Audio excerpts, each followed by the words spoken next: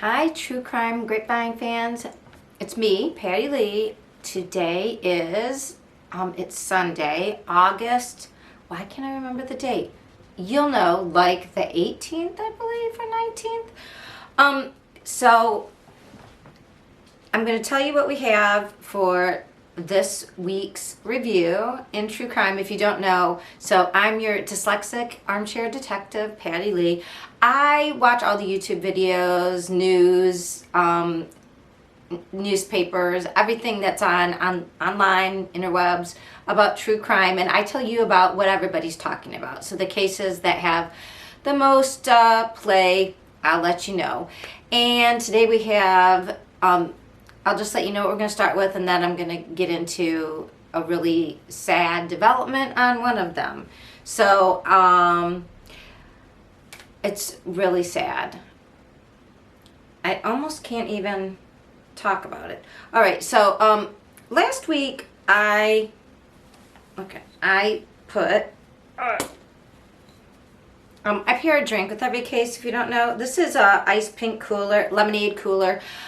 I used it because in a red Solo cup, because our new case last week was the Kiely Rodni case, and she had gone missing after drinking with friends at an end of the year graduation party. She had graduated early. They said she's 16. I think she's almost 17, because it was reported that she was a graduate a year early. Tonight we're going to drink to the memory of Kiely Rodni, and just told her family, if you pray in prayer, good vibes, just whatever. Here's to Kiely. So today at about 2:40 this afternoon, truckee time in California. So 2:30, 3:30, 4:30, 5:30, 5:30, 6:30 East Coast time.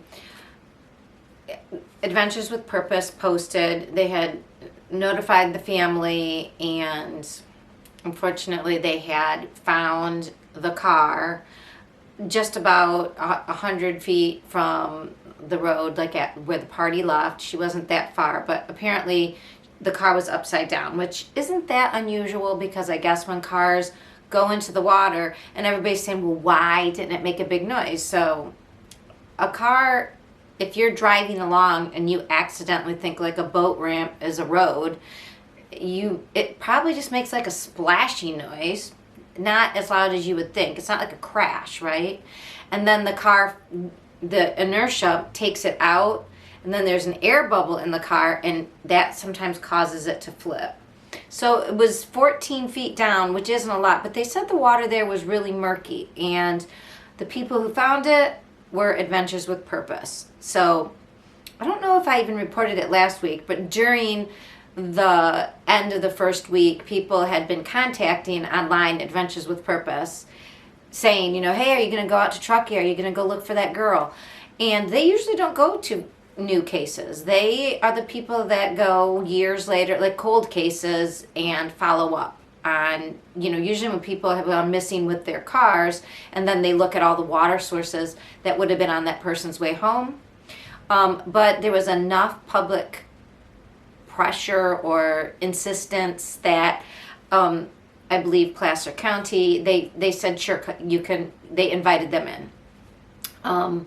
They came there Friday night. I don't even know if they started Friday night, but they set up to begin Saturday. So it took them all of Saturday, and we don't know when exactly. Maybe they located something and went after it then today. What they do, if you've, please go to Adventures with Purpose. They have a YouTube channel, and I've been almost in the beginning of the pandemic, I think. I don't remember probably watching all the true, I watch a lot of true crime. That's why I started this channel, because I was talking about it anyways and watching everything. I've seen a lot of their videos, and they do amazing work. They use fish sonar, and in a way to look like they know, and they're already experienced divers. So they've just developed this way of looking and knowing where vehicles are, and they use that skill set to go in, like I said, and use it for finding people in cold cases. And now it's kind of amazing that they were there only for 2 days, and they found her, and she was relatively close to where she left. So now she hasn't been formally identified. So the car, it looks like the car, it's being reported as being her. One of her friends, I don't know if you've ever had the experience of when somebody passes away or gets in a horrific accident, but your first response is, no, that's not right. You're lying. That's wrong. We don't know for sure. So one of her friends posted and then took it down and then reposted something about like, this isn't confirmed completely by law enforcement. And she's obviously in a state of disbelief and grief. And that happened to be the friend that didn't take the ride with her, who went home a little bit earlier, and probably is feeling horrible guilt. And she was horribly bullied online. In fact, there wasn't a lot of new news about Kiely until just literally an hour or so ago. And I was just going to talk about the online true crime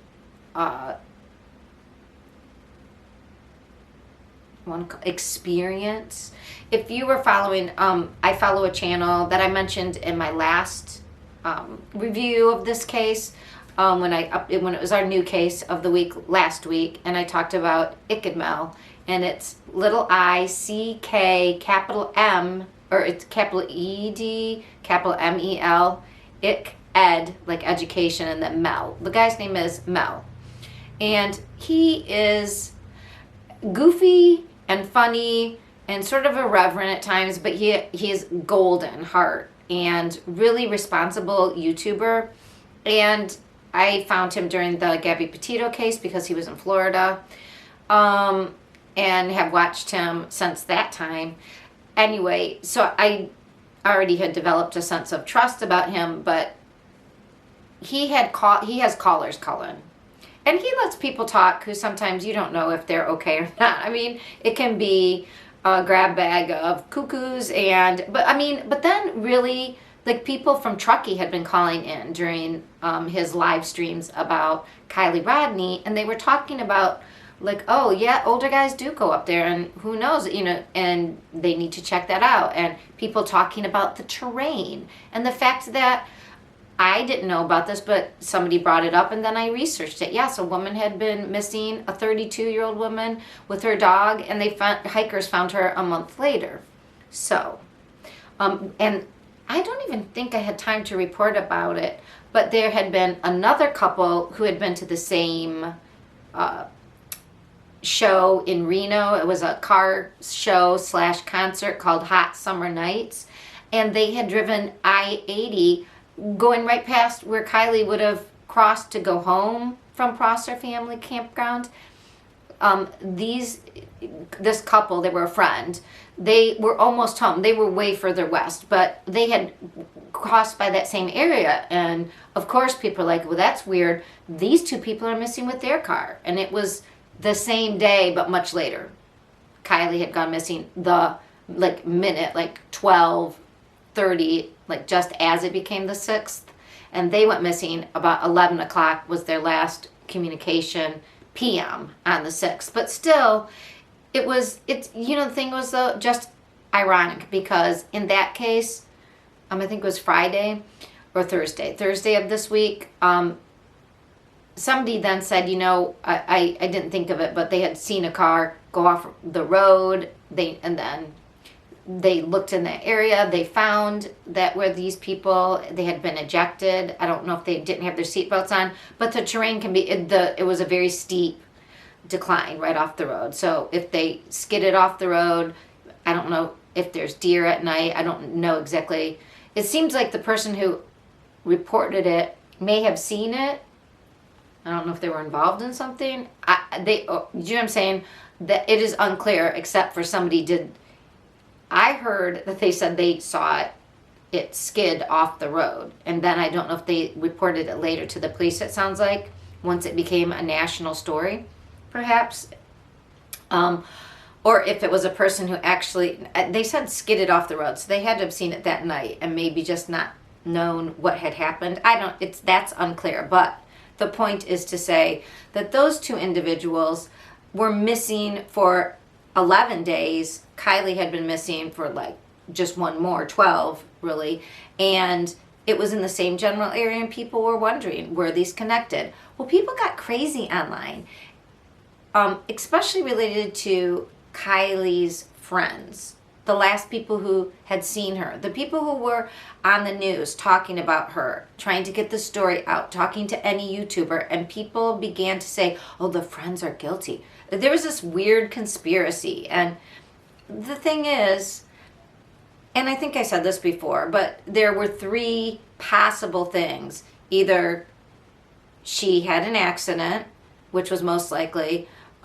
Second was that she maybe OD'd and the kids got nervous, because there was a case in, and Icked Millstream talked about it again, and I remember hearing about it at the time. In Texas, there was a case where a young man, they were partying, somebody shoved somebody.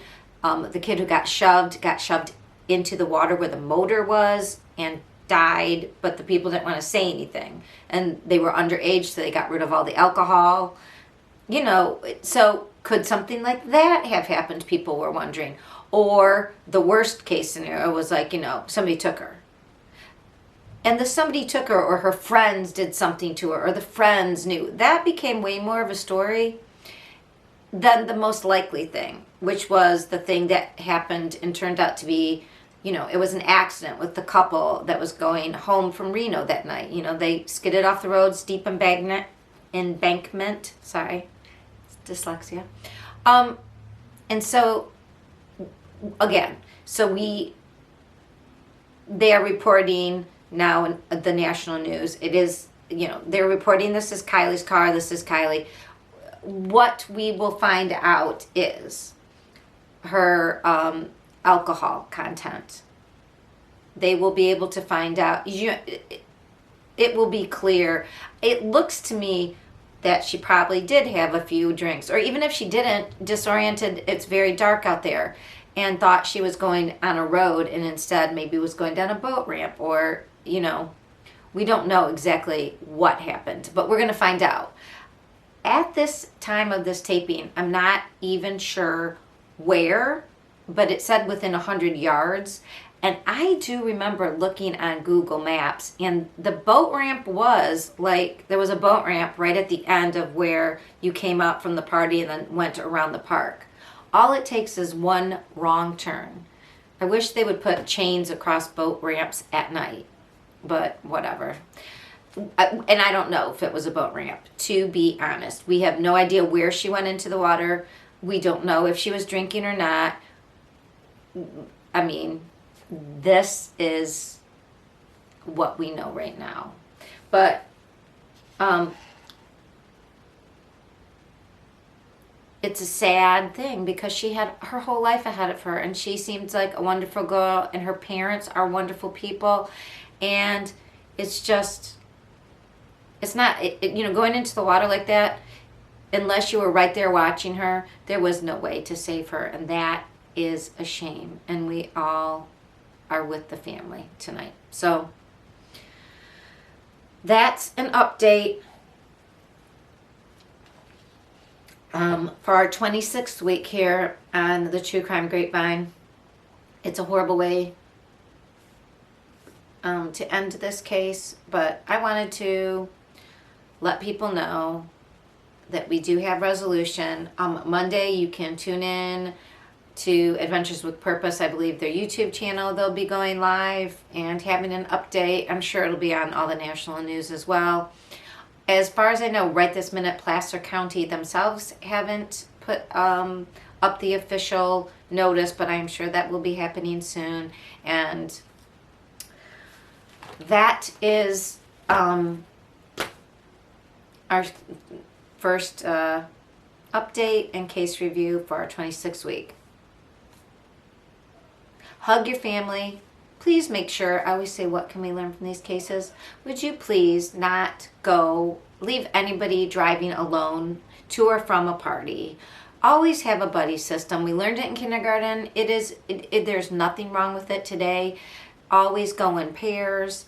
Always check on your people, and please don't let drunk people drive. You can get a blowing breathalyzer for about $50, which is way less than a DUI ticket, and of course way less than a funeral. And you can get those at any big grocery store like Meijer, Kroger, I'm sure Publix, in their medical section. Blow before you go. Don't get in the car if you've been drinking. Please take care of one another. All right, we'll get back to the rest of what we're going to be discussing this week, 26, but I just wanted to say that we have found Kiely Rodni, and while it isn't the ending we wanted, at least her family is no longer worried and wondering what happened. All right. I'll be back with the rest of our week, True Crime Grapevine fans. Thank you.